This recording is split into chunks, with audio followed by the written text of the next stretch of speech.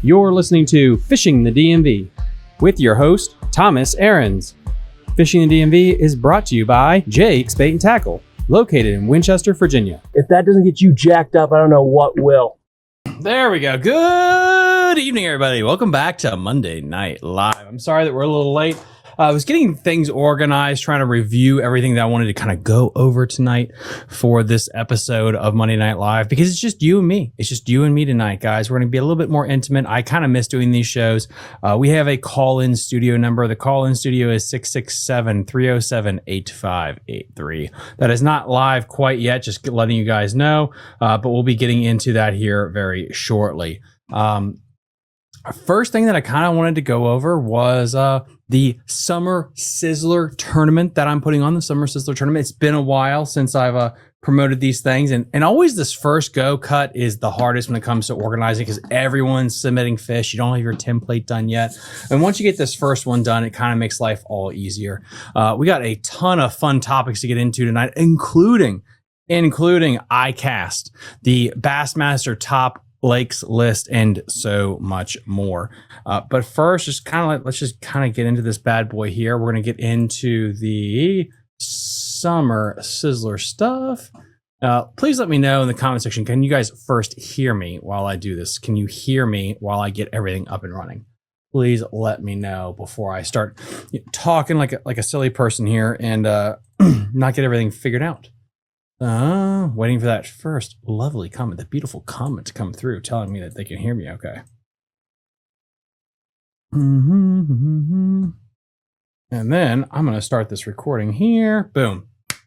Perfect. All right. And I got extra recording-ish stuff as well.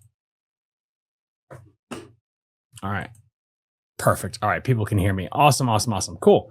So without further ado, let's get into everything here, shall we?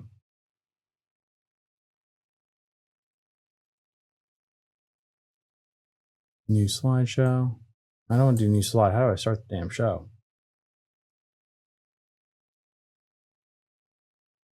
Here we go. Oh, slideshow? That's not what I want. How do I do this damn thing? All right, cool. Sorry, I'm not really good with PowerPoint, apparently. So anyway, let me get this here. So the first thing we're going to do is going over the Summer Sizzler event, and then we'll get into it here. So here we go. Perfect. All right. Oh, I'm not on YouTube? Why are you guys saying I'm not on YouTube? Let me know if I'm on YouTube or not. So anyway, here we go. So without further ado, first thing we're going to get into is the Summer Sizzler Showdown presented by Fishing the DMV. This is our big tournament that we're doing throughout the summer months. I'm giving away, I think, close to $3,000 in cash prizes for this one. It's absolutely going to be completely lit. I'm very excited about this tournament in particular here. First thing we're going to go through. All right. We're going to just do a quick little rundown of this, and we'll also do a standing for the tournament. Please like and let me know if you guys can hear me okay out there in the chat. Is anyone in the chat? Comment, whatever. So far, it looks like old Facebook is down for some reason tonight. You got to adore Facebook for some reason. It's just being a pain in the ass, but that's just Facebook being Facebook at this point. Like, what should we expect? So, without more ado, let's get into the largemouth mixed bags. All right, first things up. In 15th place, we have Cody Oliver with 14.5 inches. In 14th place, we have Tyler Simmons with 15 inches. We got Derek Smith. No. Okay, perfect. Derek, you're there. In 13th place with 15.25 inches, we have Jamie McLean. In 12th place, we have Douglas Spatch with 15.25 inches. In 11th place, we have Michael Prey with 27 inches. In 10th place, we have a newcomer. We have Greg Oakes with 31.75 inches. In 9th place, we have a contestant that's always there in the top 10 by the end of the tournament. We have Larry Gray with 35.25 inches. In 8th place, we have Lee Wells with 56.75 inches.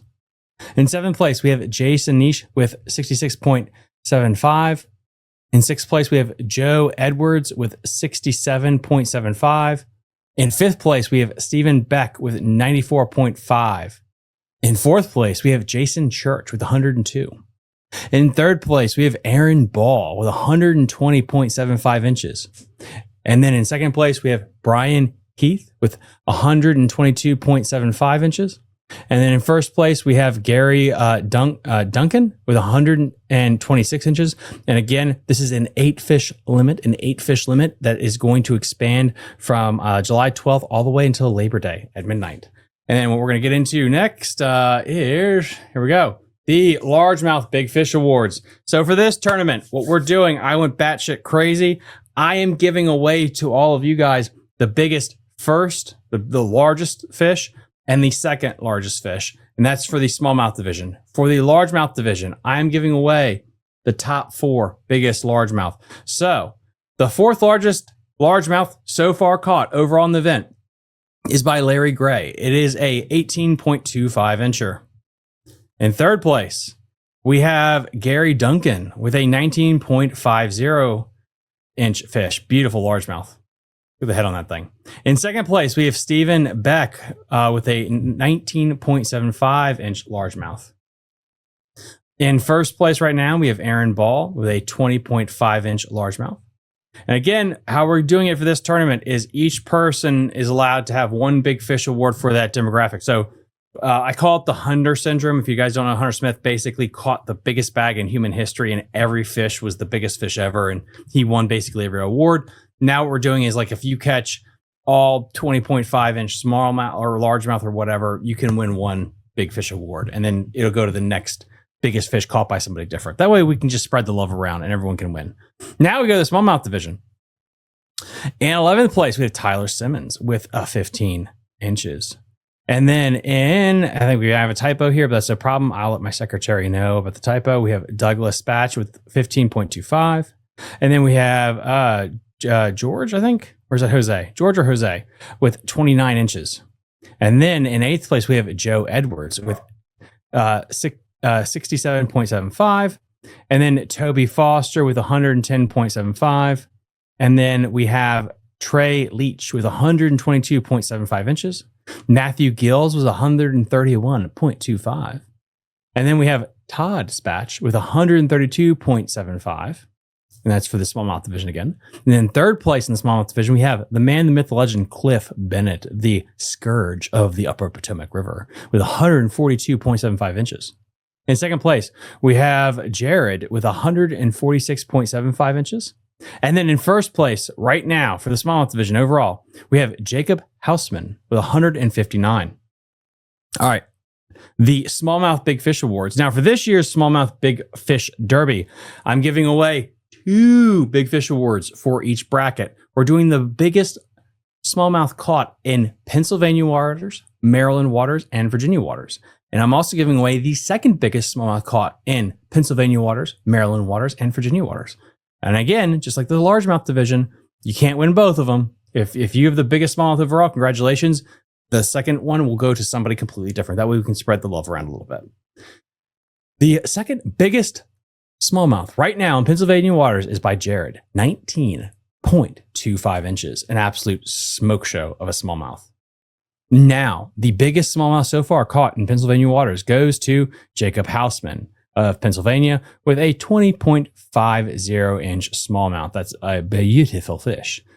Let us move on to Maryland. In second place, we have Joe Edwards with a 19.50 stud upper Potomac smallmouth. And then the biggest smallmouth in Maryland water so far is by the scourge of the upper Potomac himself, the legend Cliff Bennett with a 20-inch stud. Let's move on to the Virginia waters, shall we? In the Virginia waters, the second biggest one we got so far is by Brian Heath, this beautiful 19.25-inch smallmouth. And in first place, we have, in Virginia waters, this lovely 19.75-inch by Matthew Gills. Congratulations, boss.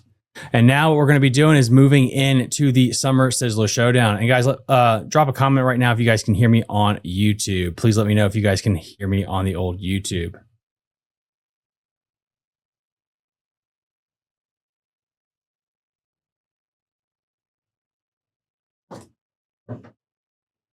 All right.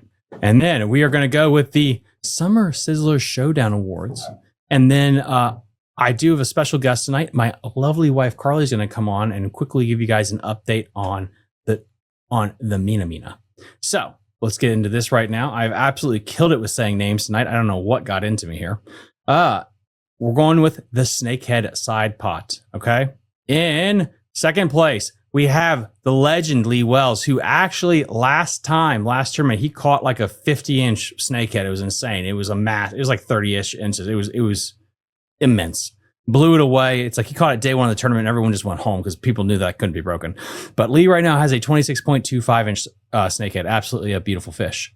And the largest snakehead caught so far is Jason Church with a 27.25-inch snakehead.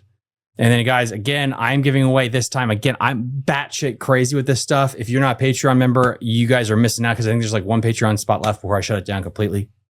I'm giving away $100 in a plaque to the two biggest snakehead, bluegill, rock bass, and crappie caught. And I'm going to tell you right now, we're going to get into the other side pot fish. And drum roll, please. That's right. No one has submitted a bluegill, a rock bass, or a crappie yet. So that is 1, 2, 3, 4, 5, 6. That's $600 in cash prizes and plaques that are just out there in the ether because no one wanted to catch a bluegill, rock bass, or crappie this past weekend. I know, it's crazy. So absolutely depressing. After 1 week of this tournament, no one has submitted any of those fish. That was impressive that just happened. Cap on? Okay, that's good. So with that said, a couple of quick tournament rules before my lovely wife will be doing her spiel. We got a couple of new rules going in, or one really big rule that's going in. So I talked to the guy that runs Tourney X. Talked to the guy that runs Fishing Chaos. As you guys know, there are people that have been doing some interesting things online, and they're talking about different rules they can adjust to keep cheating down to a minimum because catch photo release tournaments have always had this weird thing. If you talk to regular anglers about, oh, guess what? Don't you have more cheating in kayak tournaments than regular tournaments? And that's not the truth. It's about the same as everything, but there are some things with people trying to catch dead or taking photos of dead fish and all this other stuff. So a rule that is in the PDF that you guys can read about, and I just wanted to visualize this here, is for smallmouth and largemouth. If the fish has yellow eyes, they will not be accepted. And the reason is I've talked to a bunch of biologists. If their eyes are bugging out of their head and they're bright yellow, that bitch is dead. And so dead fish are not going to count. And that way somebody's not filling the cooler up with a bunch of dead fish, taking photos of them real quick and dumping them in the lake. They have to be caught, they're alive, and they're released. And so a quick way to deal with people just, reusing dead fish or any of that stuff, I thought in my mind, because I'm the one that came up with this, honestly, is, okay, well, if a largemouth has a yellow eye and it's bugging out of its head like it has to take a shit, we're just going to not count that because it's probably dead, generally speaking. So again, that's in the PDF rules that you have.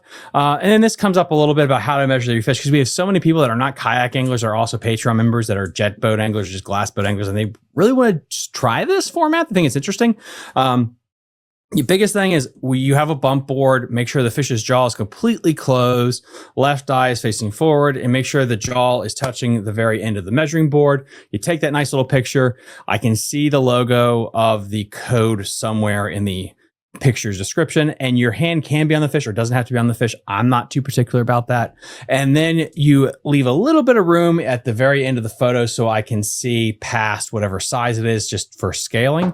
And then if it's 12 inches, you take a picture of it, boom, you type in 12 inches. And then you go 12 inches, 12, 2.5, 12 and a half, 12.75, 13 inches. That's kind of how we would do it in quarter increments. And then you want to try to keep the mouth as close as possible. Now, for the big time tournament trails, it's basically no bullshit. That mouth's got to be shut no matter what. I don't want to hurt the fish, and I don't want you to try to break the fish's mouth. And this kind of gets into this. If I have to zoom in with a magnifying glass and it's like barely seeing some daylight, and your fish is, let's say, very much past 12 inches, but it's not 12.25. It's in that weird gray area. Who cares? It's fine. It's fine. It's when it's blatantly like wide the hell open. It's like, I got to dock some points. And basically what I do is, and people asked about this, it doesn't mean that the fish is disqualified. Instead of it, let's say, being 12 and a half inches, that bass would be 12.25 inches. That's just kind of how I run my events. And with that said, that's kind of the whole update on the fishing tournament. Huge shout out to everyone that's competing so far. Still early. Again, this is a month-and-a-half tournament. This is the longest tournament I've ever done, but it's going through those dog days of summer. People got vacations, family, travel, baseball, all that stuff. I wanted to make sure it's big enough and long enough so everyone could actually get out there and kind of enjoy it. But with that said, before we get into all of our topics of the night, my lovely wife has an update for the Mina. I'm smaller than you. Thank you. All right. So I guess, okay, that's enough. That's enough. Sorry. My Lord. What was I going to say? Basically, okay, so I had a little script I was going to actually upload to Fishing the DMV Facebook, Fishing the DMV Patreon membership, just thanking everybody for your participation and your support and your love and asking about Mina and how she's been. She has been doing so well.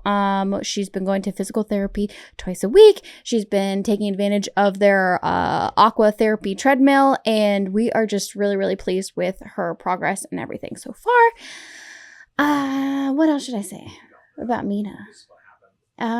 If you don't know what happened to Mina was she fell out of a moving vehicle and shattered her fibula and tibula, which is her back leg, both of her bones. So basically she's held together at this point by a lot of bolts, screws, and plates. And we have another 2+ months of slow recovery, but she has been approved to start going on 15-minute walks several times a day, which is fantastic for her emotionally, physically, and also good for me because I stopped walking altogether. I stopped working out. I stopped doing everything because it was all for the dog, and I needed to make sure that she was happy and everything. So now that she can move around again, I can move around again, and life is better. She costs a lot of money. Ta-da. And you can Instagram. I have an Instagram. Bruce Callis is on. Hello, good evening, he says. You guys can follow along with her progress on her Instagram, which I actually don't remember the name of it because I also have a TikTok for her, but her Instagram has more updated information. What? It's called Mina's_recovery, but then also I have a TikTok if you guys have TikTok. And I have more detailed, well, you know what? I have different information on TikTok than I do on Instagram. I think Instagram's more photos, and then TikTok somehow ended up being more videos. And then this one is Mina's emergency. Mina's emergency was on TikTok. And TikTok, I have what's going on with care credit, and then the loans that we had to take out for her surgery, and then how we're doing financially there. And if you want to continue to donate towards her recovery, you can do so on any of the links provided in TikTok and Instagram. Thank you very much. Have a good night. Bye. Round of applause. Well done. Oh my God, you were very short. I know. Holy moly. All right, we got BCAT says absolutely great update, phenomenal. You should be a speech person. Absolutely, I agree with that. A speech person? A speech. I just made that part up. He said a speech person. No, he didn't say a speech he said person. Great update. Yeah, and he said, "Where are the big bass?" I will show Bruce for you. For you, I will show you the big bass. Let me add that back. All right, here we go. So, big largemouth. If you want to do, yeah, well done, young lady. Absolutely. She wanted to hear that because she's been feeling really down lately. So thank you guys for doing that. Let's see. Big bass right here. Bruce, again, just going to kind of go over this real quick for Brucey before we get into the fun stuff of the show. In 4th place for the largest largemouth so far is 18.25 inches. And then we have, why is this? I hate when this happens. All right, there we go. And then in 3rd place, we have, there we go. My God, what is going on with my computer? There we go. In 3rd place, we have Gary Duncan. In 4th place, we have Larry Gray. In 2nd place, we have Stephen Beck. And in 1st place, we have Aaron Ball. There we go. Perfect. All right, cool. So let's actually get into everything else that's going on in the world of bass fishing. We got BCAT that says, hopefully I'll get out there this week. Yeah, dude. Like, I'm just glad that you're feeling better. If you guys don't know, like BCAL had a little bit of a medical issue lately, so I'm really glad that you're just feeling better. They're coming soon. Yeah, dude, like those side fish, those side pots are out there. You guys like the side pots. And then everyone keeps asking about walleye and other species. You guys know September we take off. I might be helping somebody else out with one of their tournaments. And then in October, we have the Halloween Bash tournament. I am wanting to add trout and walleye to that tournament because we're going to get into the colder weather. So colder weather species are going to be coming into play as the side pot fish. So trout and walleye are going to be back in play for the Halloween tournament. Just to kind of give you guys an idea there. So the first thing I want to get into with all of you is the good old fancy ICAST 2025. Wow, has this been a spicy topic online, to say the least. It's been absolutely crazy to see everyone's thought process. And a lot of it surmises to, is ICAST done? Is it overrated? What's going on with ICAST in 2025? And we've been kind of like hinting at this for a while now about the legitimacy of ICAST and what it should be going forward.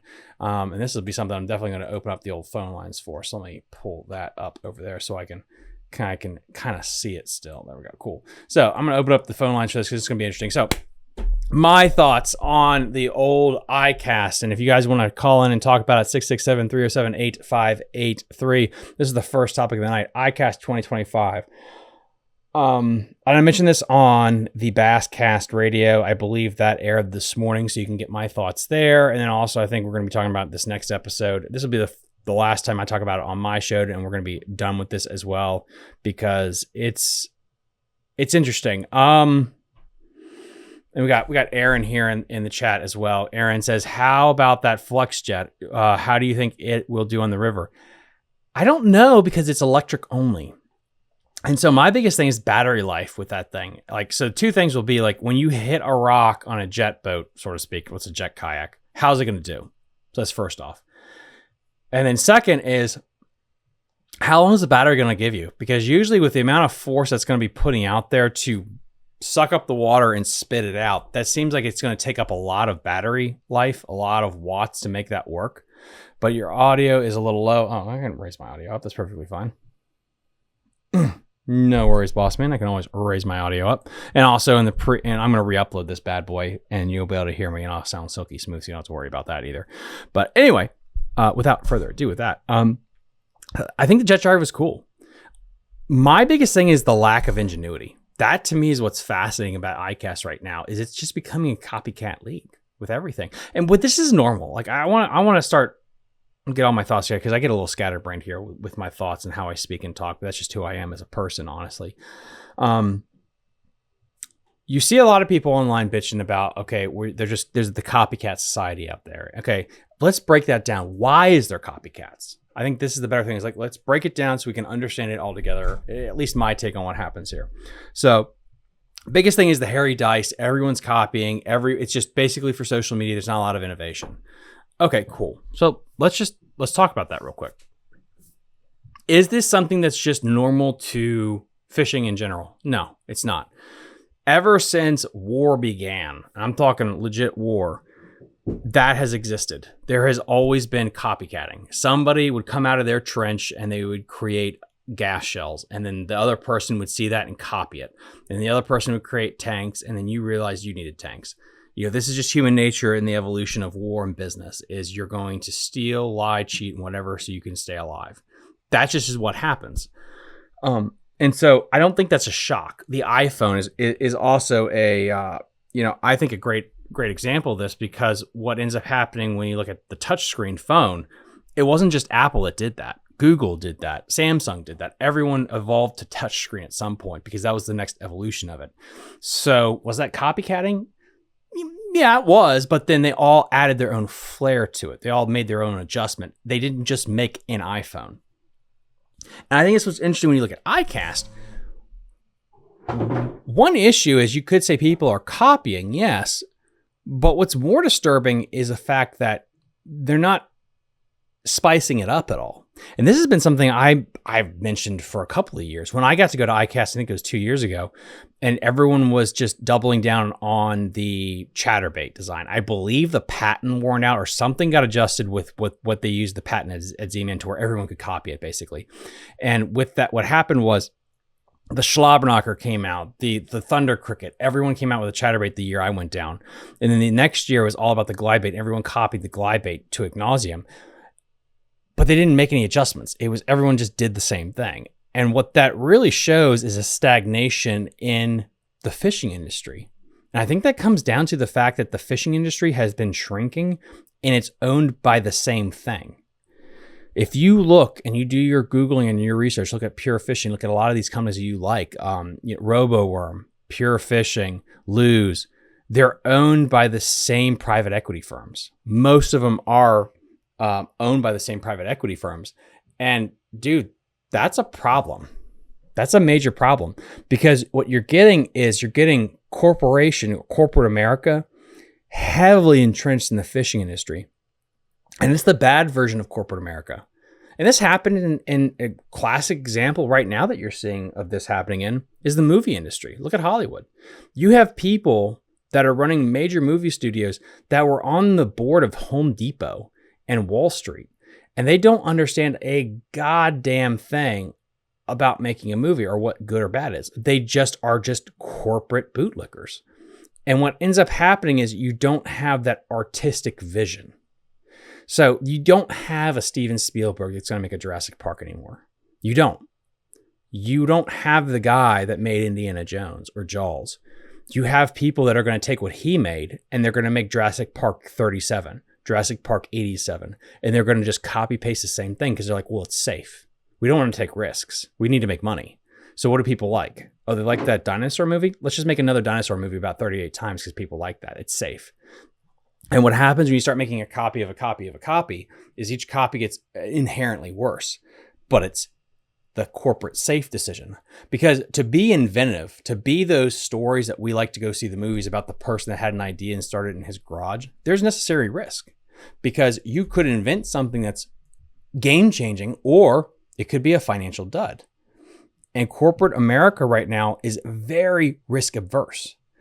And you see that like the example I gave with the movie industry. But let's take that now to the bait manufacturing.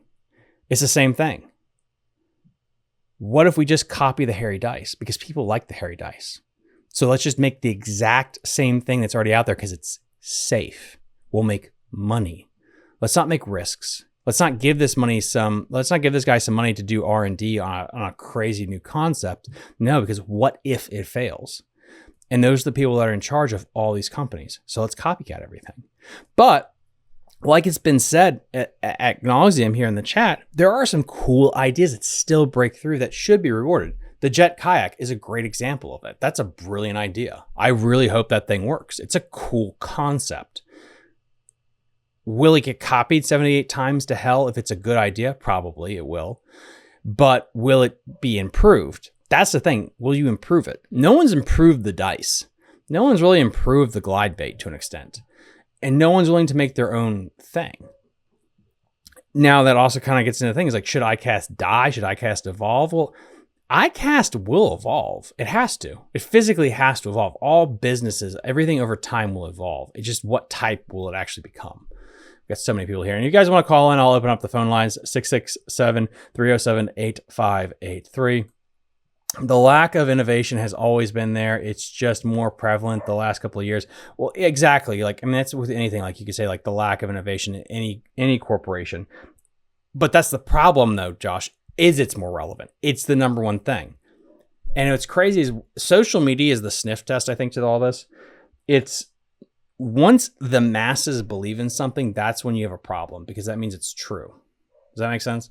So when you look at this with ICAST, everyone calling like, oh, this is the year of the hairy dice. And everyone in the comment section is saying like, this is boring and lame because they don't innovate. This is when it really becomes a problem, is when the masses believe it's all bullshit.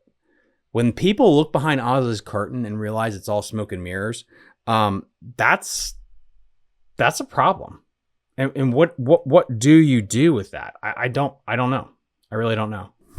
And then we got a couple of comments here. And yes, big private equity firms are contributing to it being asked to. And the reason I say the private equity firms are creating an issue is because they're coming in with this corporate conservative idea of, hey, listen, we don't want to lose money, so let's just do what works. And again, this is killing the film, movie, and TV industry. You get people that say, let's just do what works 7,000 times and let's not innovate. Let's not give money to good new ideas, good new concepts and art.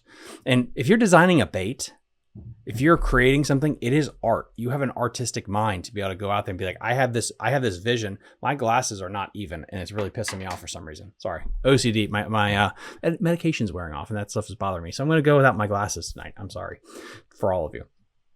But to be a business owner, to sketch out a bait design or a boat design, you are an artist and you have a vision. And corporations are an anathema to artists, like to artistic drive and innovation, revolution. That's scary. You could lose money. It's a gamble. And the more you get these billion-dollar private equity firms involved, they don't want to shake the boat because it could fail. Now, it could win and you could revolutionize the industry, but they're not willing to do that. And you're seeing that more and more and more. And the classic thing was Berkeley always did this shit with like the Nessie or whatever. And like, let's just knock crap off. At this point, you can bet effing money. Whatever's hot in Japan in 2 years, it's just going to be duplicated to hell. That's what it is. Name the last couple of times an American country or an American company, or let's say an American individual created something that was just blew your mind. That was here, homegrown American. Was it the chatterbait? Was it the whopper plopper?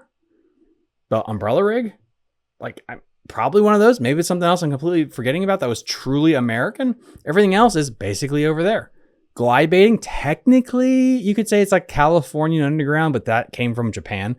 That was the hot craze in Japan. You have, of course, the hairy dice, the super-sized 15-inch worm that's getting really big in Japan right now. Appendages on everything, that's getting huge. And you can just see like different companies are just reusing different kind of molds to save money because they think dollar signs like, hey, let's just take the Cinco mold that we already have and we can pump out 50 hairy cubes. Great. We save money. We can have a product that is safe and let's just run with that and we're going to be okay. And that's sad because if that's your industry, it's dying. If you're not innovating, truly innovating, you're stagnating, you're dying. And I think it's going to have to evolve. I think ICAST in of itself will have to evolve at some point. What is that going to look like? I don't know. It's basically a way for a bunch of rich people to get into the same room, smell their own farts, and to sell stuff. And you could be like, well, that's the point. It's just for them to go sell stuff. But do you really need a booth-to-booth thing to do that? No, not in 2025. In theory, you don't. You could have a trade show that's completely online. That you just pick up the phone at Jake's Bait and Tackle or your local tackle shop and be like, I want this, this, and this. Boom. Let's just call it. And then why is it in July? Why this is such a weird time of year. If you're going to do an expo show, why not switch it to like expo season? Let's just do it now because it's a lull. Personally, I think it has to do with the quarters of the corporate cycle. Like this is the time that you want to get your orders in for next year. So that makes sense to do that. But logically from the fishing industry, the fishing community, it's kind of a weird time to do it unless it's just contract based, which is probably why they're doing it as contract based stuff. We got BCAT in the chat that says, I think some new is a remake of old ideas. Take the new Spro topwater. It looks like a frog, which props on both ends. I want to get it and try it because I think it offers something different. You hit on something huge that I want to talk about before we switch subjects to get into some other things today, which is what is old is now new. This talked about this about when the 80s became hot.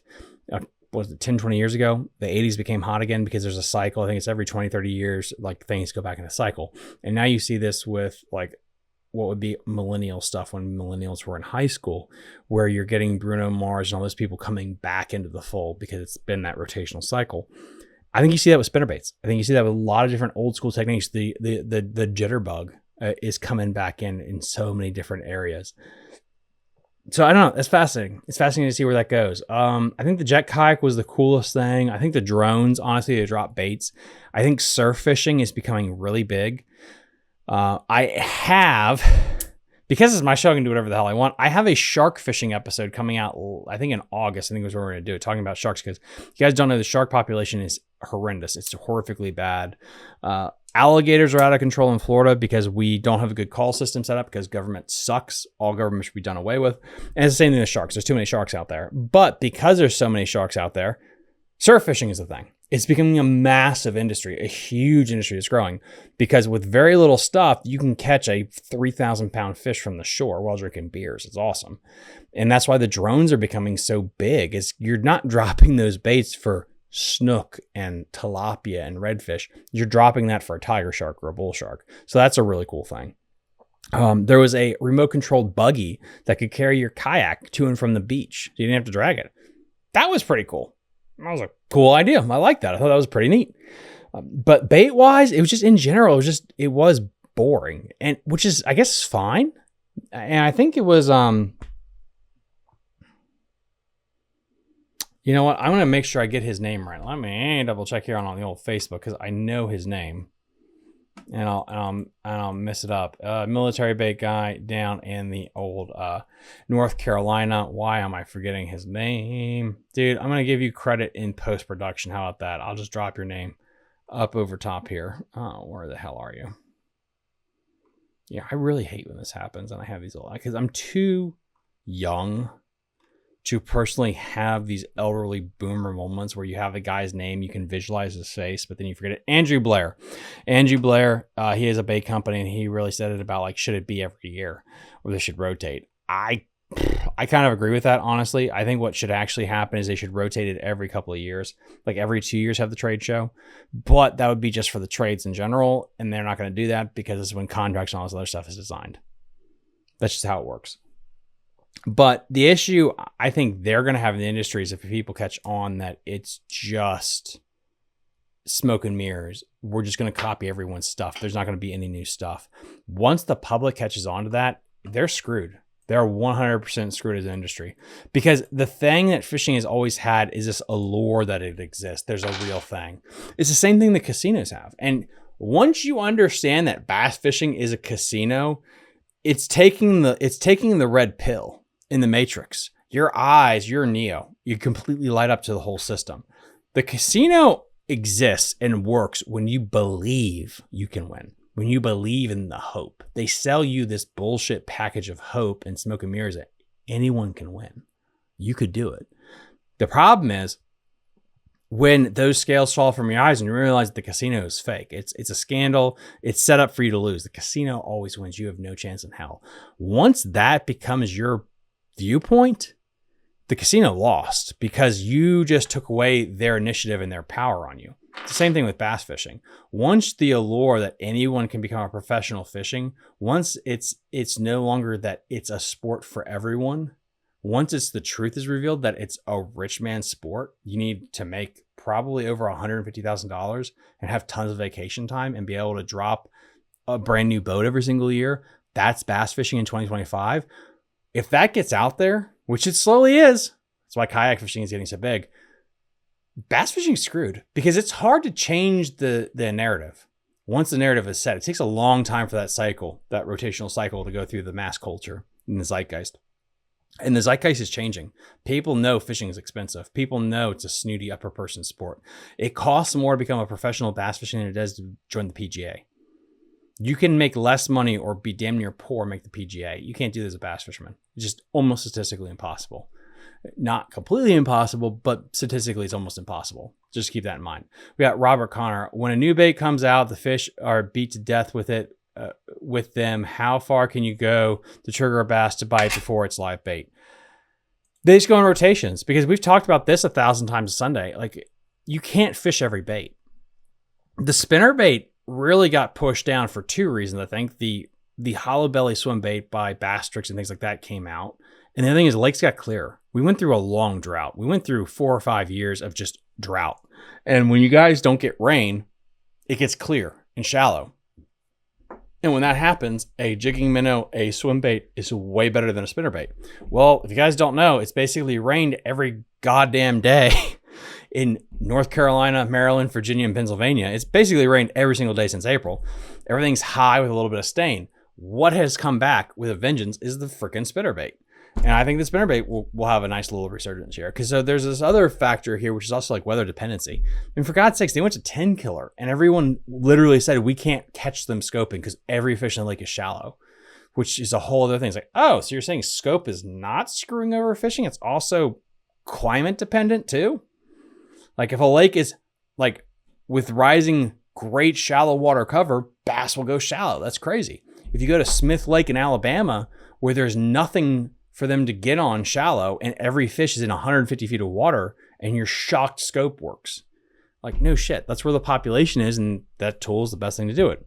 That's a whole other conversation, though. And I want to get into some other stuff here, too. So, great little... Let me pull this up here, because this will be a fun little brain tease to get into. I have this article. I posted it. If you guys are on my personal Facebook page, you guys can go check that out. Right here. So we don't want that. Here it is. So there is a lovely article in the Wall Street Journal talking about the wake boats and how it's been a scourge on the society as a whole. And I just kind of want to just go through this article right here and walk through it with you guys together, because I thought it was a pretty fascinating read. And let me see if I can get it here. Now I do have on here, I have it kind of saved as well. Some of the big information here. Come on up. Where is my notes?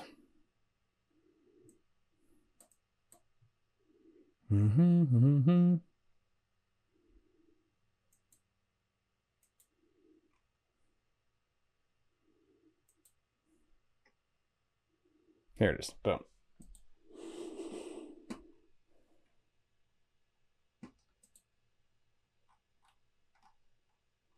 All right, here we go. I'm going to summarize the article right now for you guys because apparently it's not coming up, but on here I have Wall Street Journal on my phone and it's not coming up here. So I will just going to hold up this nice little screenshot right here for you. And I'm going to talk about the summary of the article. This debate is symbolic of the broader struggle balancing recreational freedoms with environmental and public safety. Wisconsin's patchwork of lake-by-lake ordinance has created confusion and legal challenges. Both sides agree there exists an issue with wake boats, and there needs to be a solution brought to pass. Let's talk about the tension. The tension has sparked heated local debates, yards, wars, and lawsuits over the use of wakeboarders, which is fascinating because how long have we talked about this? Now it's finally an issue in Wisconsin. And we go into it. Small towns across Wisconsin, around 60 have acted and are implementing partial or total bans on high wake boats, also known as wake surf boats. These crafts create wakes up to 3 feet tall using ballasts and surf-specific technology, aiming to give wake boats and surfers. Called the monster trucks of the lake, these boats stirred strong opposition by causing shoreline erosion, disturbing lake beds, and unsettling other water users like fishermen, kayakers, and pontoon boats cruising, spilled wine, flying milkshakes, and traumatized kayakers for all of their thumping rap music in massive waves. I do like in this article how they say thumping rap music. So that's an interesting thing. The Wisconsin lake communities are cracking down on wake surfing boats, which create large waves for surfing behind the boat. These wake boats are being blamed for shoreline erosion, lake bed damage, and disturbing other lake users like kayakers and anglers. As a result, over 60 towns have implemented partial or total bans on wake surfing. The crackdown has sparked fierce debate. Opponents argue the boats are too disruptive for small lakes, while wakeboat owners say the issue is reckless use, not the boats themselves. Some advocate for statewide rules, like a 200-foot buffer from the shore rather than total bans. Lawsuits are now challenging these bans, and the issue is dividing lakeside communities completely, with yard sign wars, heated meetings, and growing legal battles. The conflict highlights a bigger struggle over how to balance fun on the water with environmental protection and peace in the community. Oh my God. Woo! How long have we been saying this, boys and girls, about these things? Wake boats are a menace to society, but here's the issue. Wake boats, who owns them? Who buys a $100,000 wake boat? It's not you. It's not me. It's the person that's a congressman. It's the lawyer. It's the doctor. It's the trust fund kid. You know, the regulars don't buy a massive wake boat that thump that stuff at 100 miles an hour. That is either a part of an estate on Lake Anna, because I see Robert's comment right here. Need to do that in Virginia. There's only one no wake boat zone in Lake Anna. It's absolute travesty. I know Deep Creek Lake in Maryland has a huge issue with this. An absolutely huge issue with this. And it just kind of shows you there's a huge disconnect between the upper class and the rest of society right now. There really is. Because who owns these wake boats are those doctors, lawyers, congressmen. It's not the regular people. If you're a regular person, please comment down below and let me know. It's like, oh, I own a wake boat and me and the bros always do this. No. Or it's a person, BlackRock, an individual or a organization like BlackRock that owns a beautiful $10 billion house in Lake Anna. And what you get for renting out the house that weekend is you get a wake boat or a pontoon boat or something like that, and you get to run amok.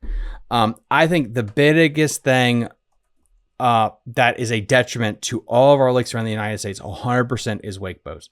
Wake boats cause terrible erosion to the lake. And also, it just wrecks the lake for everyone. When you get 3 or 4 wake boats going, you can't do anything else. You physically can't. And I don't want to sound like a begrudged old man that like hates on kids enjoying a good time, you know, getting pulled by their dad with a tube. It's not that, but it's something that needs to be talked about because it's not one. I think we would all say and down like, okay, it's just one person in the lake that's doing wake boats. It's fine. No, it's 2 or 3. It's 4 or 5, 6 or 7, all on a small lake. And we only have 1 or 2 lakes in Virginia that you can actually run a big boat on. So what do you want to do? We got right here.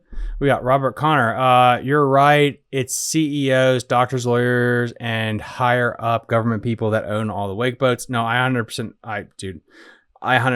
agree with all that stuff there. It's frustrating. It really is. Like, what do you want to have done with something like this? I don't know what can be done. I really don't. I have another article right here. I'm going to give up. If I don't click on any more buttons. Let's talk about this one right here. Talking about this same issue. All right. Wakeboat owners sue northern Wisconsin towns to overturn ban on wake surfing. A lawsuit against a small northern Wisconsin town seeks to overturn local ban on wake surfing, saying the regulation is illegal and unconstitutional. The lawsuit is believed to be the first such legal challenge to local control of wake boats in Wisconsin. This is interesting. Let's go with this. Texas resident Chad M. McEver, a Florida resident Scott Oppenheimer? No fucking way his name's Oppenheimer. Like the bomb Oppenheimer?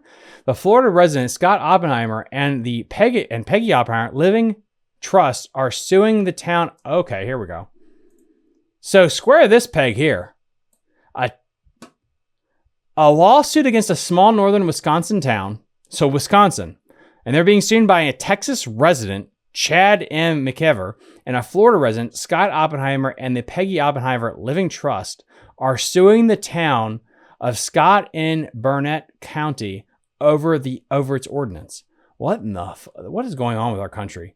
Although the people suing live out of state. Oh, there it is. Although the people suing live out of state, they own or use lakefront property at Butch Island Lake within the town. Oh my God, they're just rich assholes. They're just rich assholes. That's all it is. It's just rich assholes. These people don't even live in Wisconsin. They don't live at the lake. It's not part of their culture. They vacation there. And they're suing the shit out of the county because for the 2 weeks I bet that they live there, they're a little perplexed by this issue. Oh my God. Oh my God, this is fantastic. The large boats are designed to magnify a boat's wake through ballast tanks or other features, creating big waves for people to surf. But a growing number of communities have passed local regulations to restrict the use of wake boats. Thank God. Why isn't Lake Anna or Smith Mountain Lake or some of the other places done this? Concerns are mounting over their effect on transfer of invasive species, shoreline erosion, fish habitat, and safety of other lake users. Attorneys for the plaintiffs, who are both wake boat owners, say the ordinance violates their constitutional rights to due process and the right under the public trust doctrine. This town and others have had repeated opportunities to accommodate all lake users, but with these bans, which are the most extreme in the country, towns have shown they cannot be trusted to act responsibly and compromise. Attorney Alder, whoever, said in a statement, our lawsuit became necessary to protect our clients' rights to legally recreate on a nearly 800-acre lake. 800 acres, that's it? Holy shit, that's a tiny ass lake. How many wakeboaters are on an 800-acre lake that they're suing over? Nearly 800-acre lake that has had zero issues with wake surfing. Well, yeah, it's because they got ahead of it. They were proactive, you dumbass. Good God.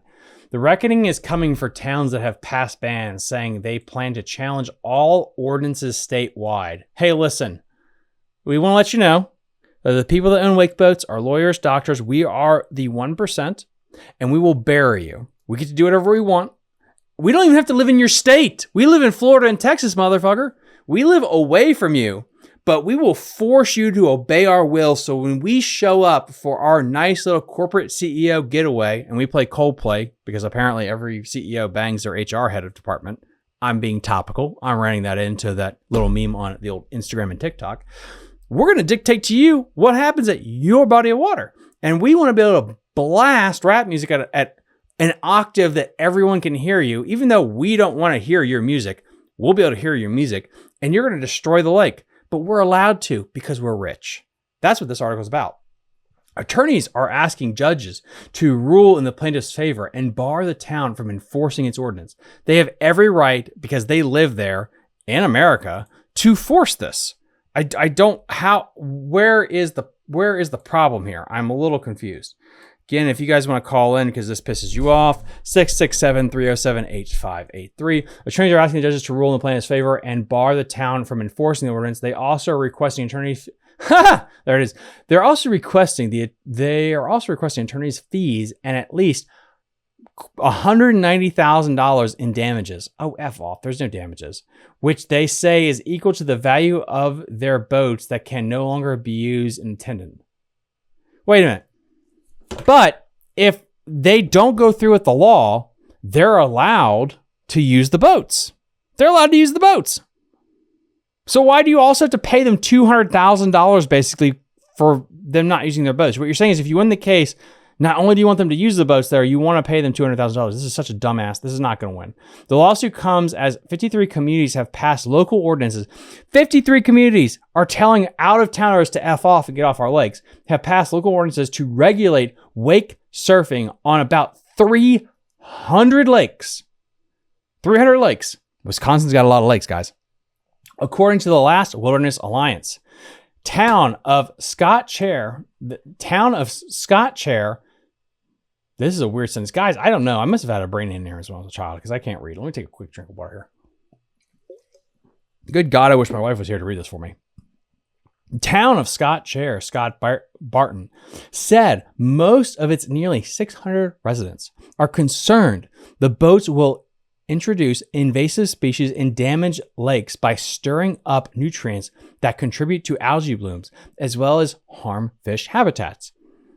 Fair argument. I don't see anything wrong with anything we got right here. That's a very reasonable thing to say. Robert says they need to put limits on areas for them instead of small creek arms and channels. They need to be the widest part. Yeah, down by the dam. They need to be down by the dam. I 100% agree with that there.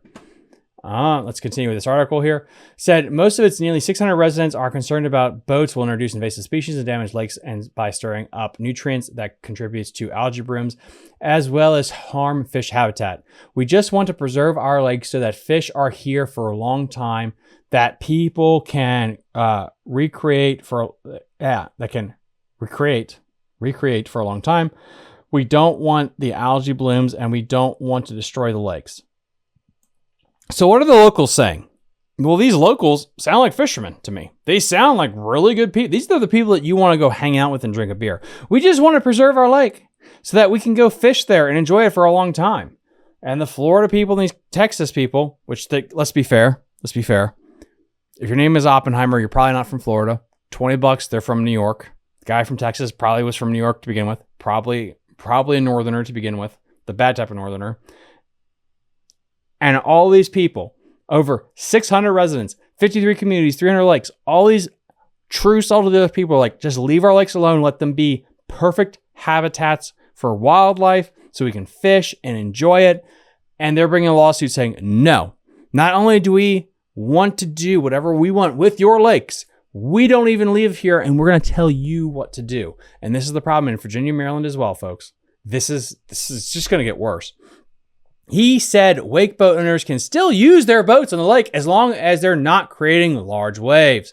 Wisconsin law currently allows the boats to operate 100 feet from the shoreline. Research by the University of Minnesota has found that wakeboats produce larger and more forceful waves than other boats that require them to be more than 300 feet away. First off, I want to say this. This is the problem with studies. This is the problem with colleges. Everyone in this university that did this study should lose their license and should be unemployed and shot. The research from the University of Minnesota found out that wakeboats produce a large wake. How much money did you give them to come up with that stupid ass conclusion? I want to give you $500 million to come up with a study that says wakeboats make a big wake. Thank you, Jeb. That makes good God. It's like the people that said, like, I want you to do a government study to see why pigs smell. It doesn't, like, this is the stuff that Doe should have axed, is studies like this. So the University of Minnesota figured out that wakeboats create a wake. I'm glad that they figured that out because none of us knew that. Require them to be more than 500 feet from shore for wakeboats.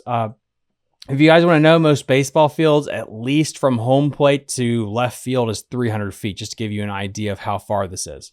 So more than 500 feet from shore for the wake. A study funded by the boating industry maintains, but a study founded by the boating industry. Oh, look at this. A study founded by the wakeboat industry maintains that a 200 feet is enough distance to reduce the impact. Listen. We have investigated ourselves and we found ourselves okay. Hey, we're okay, guys. We investigated ourselves. Everything is fine. The wakeboat industry investigated itself, and we think wakeboats actually help the environment. Towns are passing ordinances due to the absence of state regulations. At Island, resident Richard Phillips with the Last Wilderness Alliance told the Natural Resource Board on Wednesday that towns are regulating wake surfing because they're pessimistic that the Wisconsin legislation will act. Abso-freaking-lutely. This is what we need our towns to do. We don't need the state of Virginia to pass laws. We need people around Lake Anna to pass these laws. Hey, listen, this is Little Nats. We don't want someone to die. At least if you don't care about that, let's not have people die out there. Hey, South Carolina, North Carolina, same thing. Smith Mountain Lake community. You need to get on board and you need to be the one that passes these types of laws right here. As it becomes increasingly apparent the state will do nothing, shocker, citizen groups will lobby for local ordinances. These people are my heroes. To counter this, there are and will continue to be increasing threats from the industry, and wake surf boat owners will sue, Phillips said, highlighting the May 16th lawsuit against the town. Attorneys argue the town exceeded its authority with the ordinance because it lacks specific findings that justify the boat restrictions, specifically on Birch Lake Island. Hey, listen, the only studies you have are from the wakeboat company saying that wakeboats are fine. Therefore, we can't do common sense logic that there is an issue there. While Birch Island Lake spans 768 acres, Guys, Lake Mooney is 500 in Fredericksburg. Lake Mooney is 500 acres. Occoquan Reservoir is 2,000-ish, give or take. I think it's like 1,500. Philpott Lake is 3,000. Lake Ann is 9,000. Lake Frederick is 185. Wait, that's not right. How big is Lake Frederick? I was just there. Why the hell did I just say it was like Lake Frederick acres? It's 117 acre lake. Okay. 117 acres. Lake Frederick, 117 acres. And what they're saying right now is this lake is 768 acres. It's not a very big lake to have a bunch of people motoring around. Phillips and Barton noted it's very shallow. The lake has a maximum depth of 13 feet. Oh my God, that's a shallow lake. Found the jet of water created by the boats during wake surfing extends 20 feet or more below the lake's surface. Attorneys for McEver and Oppenheimer argue the ordinance is vague and encourages discriminatory enforcement against them. Yes, because your out-of-towners destroying their lake. No shit. If I walked into somebody's house and took a massive shit, I can't be like, it's discriminatory that I can't take a shit in your front yard. Like, no, it's wrong. They have also sued to inspect records of communication about wake surfing among town board members. They also sued to inspect records. Hey, listen, we don't live here. We're not in your state. We're not in your home. We want you to allow us to go into your home and ruin it. We want you to pay us to go into your home and ruin it. And we want access to your phone so we know what you're saying about you because we're the rich upper class. Amazing stuff here, guys. The lawsuit also states that the Wisconsin Department of Natural Resources reviewed the ordinance and found it would be difficult to enforce. Of course it did, because there's just spineless cretins. They're spineless. They won't stand up because everyone that's not the biologists. Biologists are great people. The low people are great. It's the upper end people. They're just bureaucratic nightmare. The DNR did not immediately return a request for an interview or comment on the agency. Of course they did, because they're gutless. And they would rather have everything destroyed than stand up for what's right. There is very few people that'll stand up for what's right in the federal government, guys. Local government, whatever. Barton said the state would regulate wake boats rather than towns, saying lawmakers need to get involved. You know, huge shout out. In 2023, Senate President Mary, holy crap, what's that name? How do I make it do speech? Fleckersherzink? Filskowski. Oh, Filskowski. We're going to call her Filskowski. Mary Filskowski and R. Tomahawk introduced a bill supported by the boating industry. Supported by the industry. Guys, I wonder what the boating industry is going to say about this. Do you think the boating industry gives a shit about bass fishing, walleye, or catfish? Oh, let's find out. That would have prevented wake surfing within 200 feet of the shore, because they agreed with that part. But it failed to advance. In a statement, a spokesman for the Filskowski said a recent meeting in Madison brought stakeholders together on all sides of the issue. Well, of course, because they deemed the boating industry investigated themselves and they said 200 feet is perfectly fine. Why do you do 200 feet? Because in most lakes you may or may not. Because 200 feet allows you into most creeks. So 200 feet of the shoreline. That means if you're going into a creek, like Robert said in our chat earlier, about, okay, you got to be out of small creeks. What size creek can you be dead nuts in the middle of and still be within that 200-foot boundary? Earlier, they said 500 feet. How many creeks could you be allowed into wakeboard where you needed 500 feet on both sides of you in a creek? Very few. 200 feet? I bet they did a calculation that most creeks you're allowed into with a 200-foot berth. And to give you an idea, at Big Slack, where this is an issue on Big Slack on the Potomac, it's my home water, sadly. Shitty place, but I love it because it's all I got. Dammed up portion of that Potomac, it's the third largest body of water in Maryland that you can just run any outboard you want. 300 horsepower, 10 horsepower, don't matter. Wake boats are in there, but guess what? You don't have 200 feet on either side of you. If you're dead nuts in the middle, there's no way you have 200 feet on both sides. You just don't. Maybe 150 on one and 100 on the other, probably. So if this was a Maryland thing, no wake boats would be allowed on Big Slack, for an example. So no wake boats would be allowed there. On Lake Holiday, let's say if Lake Holiday was a public lake, wake boats wouldn't be allowed there for most part. It'd be really concentrated because of the way the lake was. So I really think $20, that's why they did 200 feet. Most places that would be allowed. It was a good initial conversation and many ideas were discussed in an effort to find a compromise. The conservation on this issue will continue as there is no initial general consensus. Senator, whatever her name is, will continue to be a strong voice fighting for local control of the issue.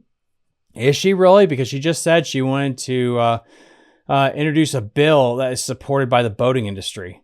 So this doesn't make any sense. You just said up here that the President Mary wants to introduce a bill that supports what the boating industry wants, but then down here you're saying that she supports the local community. That makes no sense because the local community up here just said 500 feet. Let me just try to find that here. There it is. All right. Wisconsin lawsuit currently allows the boats to operate 100 feet from the shoreline.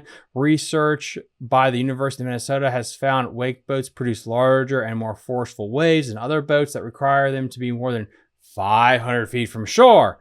Oh, look at this part here. But a study funded by the boating industry. What the hell is the boating industry, by the way? The boating industry sounds like the evil empire. It's like you just talk about the Dark Lord Palpatine. The boating industry has decided. That's such a shady fucking... Like, that's a title. That's a weird, shady title. This is like an after-hour show, guys. I'm sorry. I'm getting all juiced up about this. State Rep Andrew Heisel, Democrats on Praises, said in a statement that the meeting excluded Democrats and other groups from conservation. I don't care about the politics. I'm aware of no tribal, nation, or environmental or conservation group being included in the meeting. When considering legislation that would impact our state's lakes and preempt local control, all stakeholders should be at the table. So that's what's going on there. Wow. That's crazy. And then as always, guys,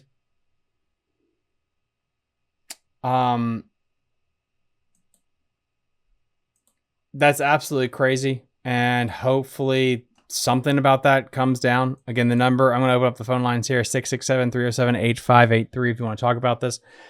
It's hopefully people are changing on the subject because it is fascinating to me. This dynamic of people coming from out of town dictating what we do with our local waterways.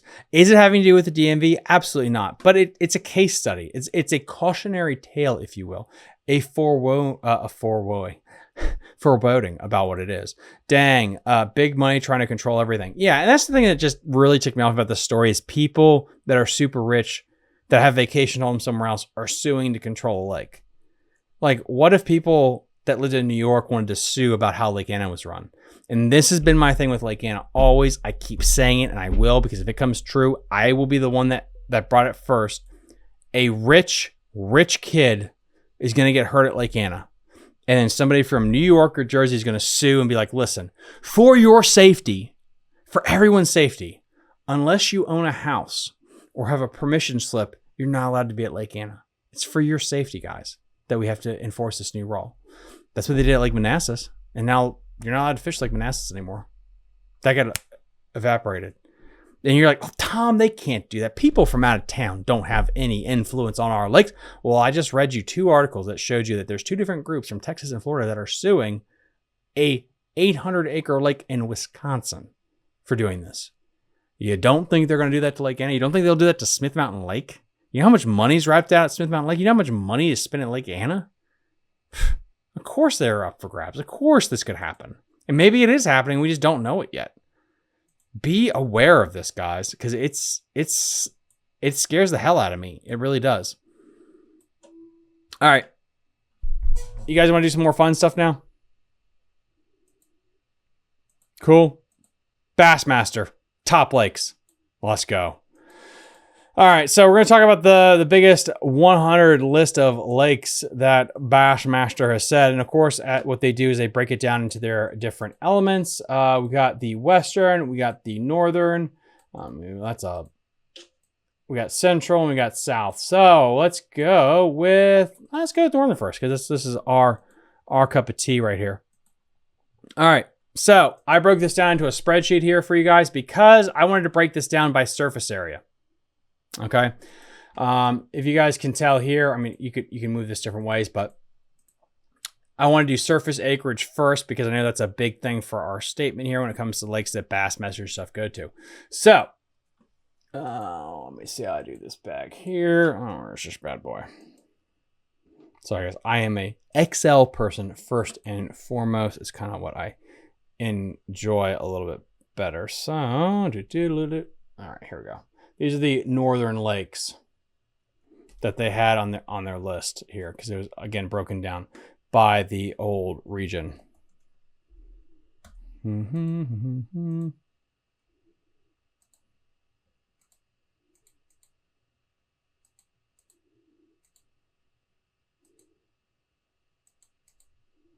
know what I really hate is... Perfect. All right, so here we go.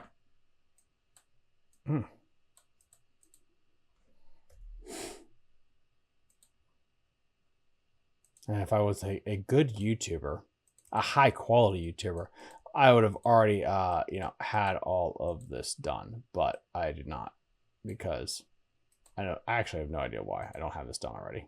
What is what it is. Anyway, let's just do it by rank first. So, there we go. I don't know why they said it was 0, but it's just number 1, which is Lake Erie. Lake Erie was the number 1 lake in the northern swing, followed by Lake Ontario. Number 2 is Lake Champlain. Number 3 is Lake St. Clair. Number 4 is Lake Cumberland. And this, again, is just in our local region. Number 5 is Saginaw Bay. Number 6, Upper Chesapeake Bay, which is interesting. I didn't think it was actually going to be that high. And then you have Cayuga Lake, you have Oneida, Smith Mountain Lake in the top 10. Congratulations, that's pretty awesome. And then you have Chautauqua Lake. This is upstate York, by the way, Lake Chautauqua. I've fished a couple of times for collegiate fishing. It's an absolute fantastic lake. It's a lot of fun to fish. You have Otisauco Lake. You have Lake Charlevoix, again, upstate New York, Lake Winnipesaukee, Candlewood Lake, China Lake. This is up in Maine. Grand Traverse Bay. It's interesting because the Potomac River is way down here. And this is where I was like a little fussy with it. Like, why is this place all the way down here? Like, this blew me away that this place, like Upper Potomac, was right down here. But they're also talking about size and everything like that. But this kind of gets into my issue here with professional bass fishing. You create these lists. You create these lists of the top lakes in the country. But then, honestly, how many of these lakes do you actually go to? Like, can you name, I don't know, any lakes? Like, let's say the Sabine. Sabine's actually a great example of this. I'm gonna pull the good old Lake Sabine up here in a minute. They're not on the list. And the first thing that I got in the comments is like, well, most of the lakes are not big enough for us to go into. Okay, well, let's just do that real quick here. Let's go with the biggest lakes in the northern area. Biggest lake, Lake Erie, 1 trillion acres. The Upper Niagara River, 1 trillion acres. Lake Ontario, 1 trillion acres. Now, you could say this is the part of the St. Lawrence that's great. The Saginaw Bay, how many times have they gone there? How many times have they gone to Bay de Noc or Lake Cumberland or they could go to Lake Winnipesaukee. You're literally saying it's the 13th in the Northern Division, but you'll never go there. You went to Smith Mountain Lake, and that's 20,000 acres, and that's small. So why are you guys going to these places? Because they pay. And this is a pet peeve of mine. I get that most people don't care about it, but it's my show and I can vent about stuff.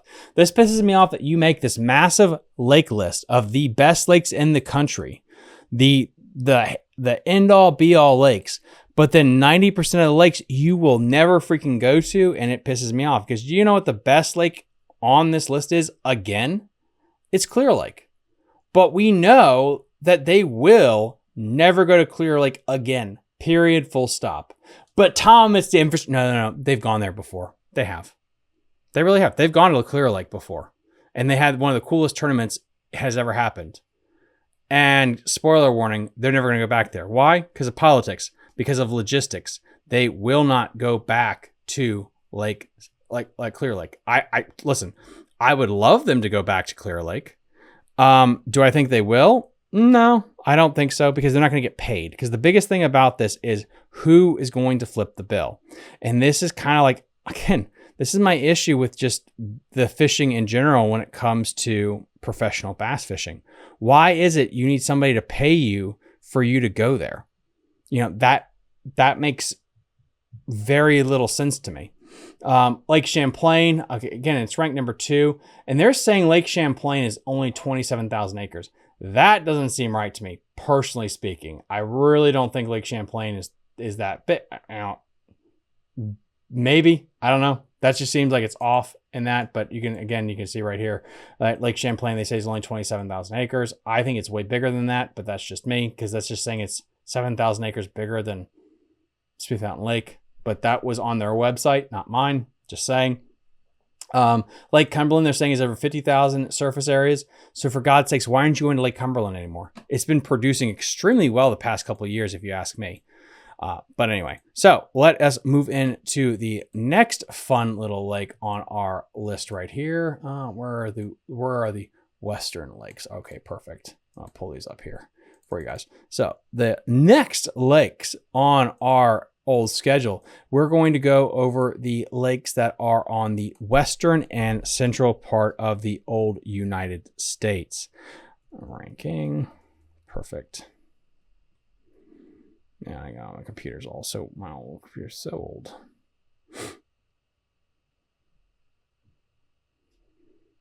All right. Boom. All right, I say boom, but nothing happens. There we go. All right, Central Lakes. Let's talk about this. These are the best lakes in the Central Division. Let's go by ranking first in the old Bassmaster catalog. Number 1 right now is Toledo Bend. I really don't like how they did this, so let's just do this, because I think it's going to be better. Boom. Perfect. All right. Number 1 is Toledo Bend, which is at 18 billion acres. Basically, it's absolutely insane. It's at 185,000 acres. Number 2 is Sam Rayburn, 114,000 acres. Number 3 is Lake of the Ozarks. When was the last time Bassmaster was at Lake of the Ozarks? Think about that. When was the last time Bass was at Mille Lacs? Remember Mille Lacs? That basically is what made Seth Feider famous, was Mille Lacs. Like, they should be going back to Mille Lacs, but they won't. Absolutely pisses me off. Table Rock, Bull Shoals. Look at all these lakes. 3 through 7. When was the last time Bass or anyone has been there for an absolute major event? It just blows my mind. And this is why I keep saying on like Brian's show on the Basscast, if an alien came down here and you talked to him about professional bass fishing, they would think that there's only 5 lakes in the United States of America, which is not true. When was the last time Bassmaster went to Table Rock, Bull Shoals, Mille Lacs, Lake of the Ozarks? Lake of the Ozark is 50,000 acres. That's insane. And that is ranked as one of the better lakes. Now, let's just rank the lakes by surface size. Okay, let's just do that. Like the biggest lakes in general. Let's see. Okay, Lake Oahe is a goddamn ocean. Lake Oahe's insane. Lake Oahe's 300,000+ acres. That is massive. Then, of course, Toledo Bend. Mille Lacs Lake is over 300,000 acres. That's amazing. I never realized Mille Lacs was such a big lake. That's fascinating to me. And then now, next up is Toledo Bend. They go there, or Sam Rayburn, they go there all the time. Lake of the Ozarks was 50,000. I didn't know Lake of the Ozarks was 50,000 acres. Grand Oak Cherokee, they were there a couple times for the Classic. That's fine. Millwood Lake. That's an interesting place. I have never heard of Millwood. Why don't you go there more? I know of Lake Fork. I know Cadano Lake. Texas Lakes, all right there. Very interesting. And again, guys, I have this ranked actually by acreage size. So again, I had somebody in the comment section that said like, well, Tom, you can't say this because Bass doesn't pick these lakes just because the best is about, are they big enough? Well, guess what? There are plenty of lakes big enough. These ones in the bright yellow are massively big enough. Upper Mississippi River, they're going back there fine. Lake of the Pines, I'm going to Google that and hopefully get someone on the show to talk about that because that sounds like a cool ass lake. Lake 10 Killer. Hey, look at this. 10 Killer is 13,000 acres allegedly. 13,000. Tiny ass lake. But they'll go there. Interesting stuff. Now let's get into the western portion here of the old list. This is gonna be fun for everybody here.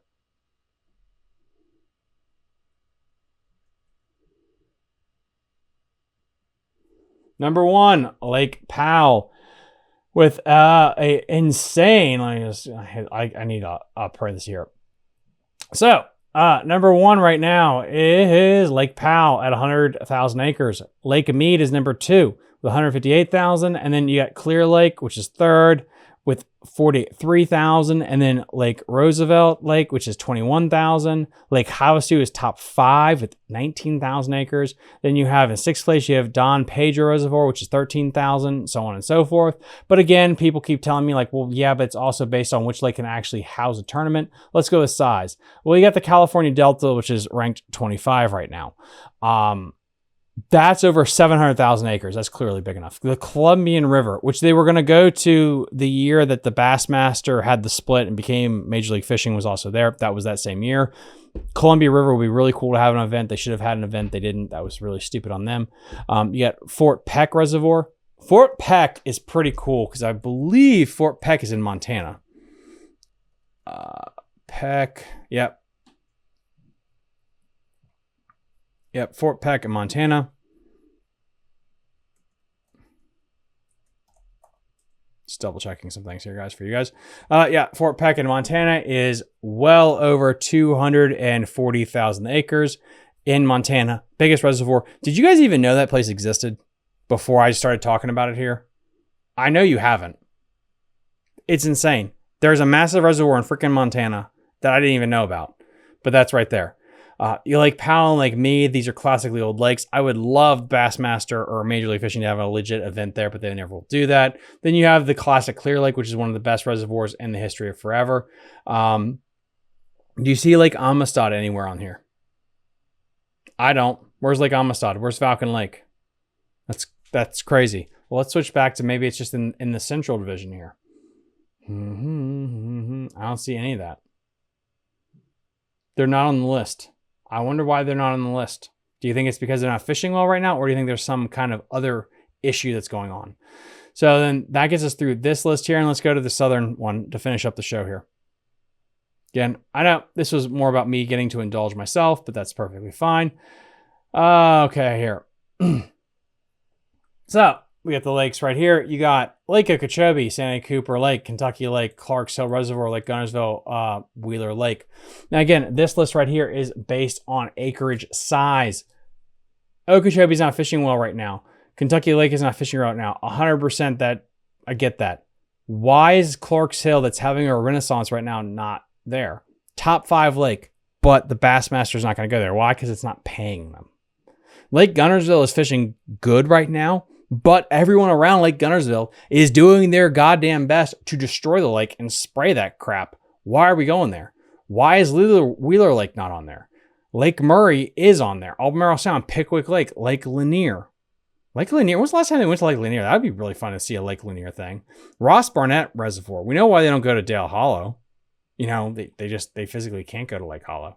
High Rock would be a fun place for them to go. And that's 15,000 acres. You went to 10 Killer. Now, 10 Killer, I can't believe is 13,000 acres. So I want to Google that again.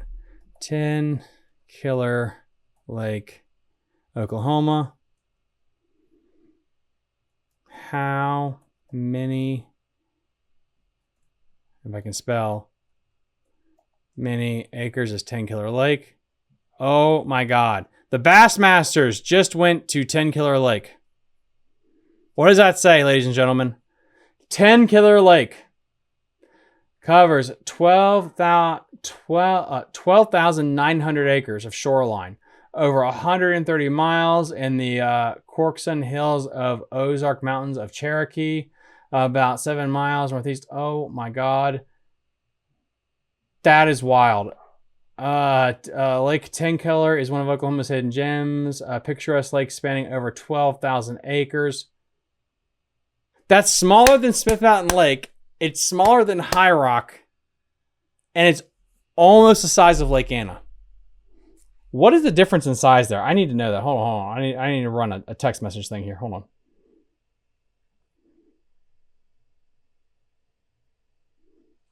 The difference between 10 Killer and Lake Anna is 2,500 acres. Holy shit. Bassmaster could come to Lake Anna. But Tom, it's just too small as I get on my keyboard. They went to 10 Killer because they paid them. And by the way, I just showed you the list. This one right here is the Southern Lakes. Where on this Southern Lake list do you see the Sabine River? It's not there. So I guess my point from all this thing is this list real or is it corrupt as hell? Do you even think this list reflects the best lakes in the northern section, in the southern section, in the western section? Or is it a money grab? Or let's go the opposite end of the spectrum. What if it is perfectly correct and it is the best lakes? They have done the studies and this is correct. These are the best lakes in the United States of America. Okay, awesome. Why aren't you going to more of them? Well, they don't pay us to do that. Okay, then there's an issue there. Why make the list? Well, it sells. But you are supposed to support bass fishing, right? You talk about conservation, all that crap in every episode about how you conserve and you care about fishing and stuff. So I'm confused. And when you go to their website, by the way, guys, I'm going to show you this to you guys right here.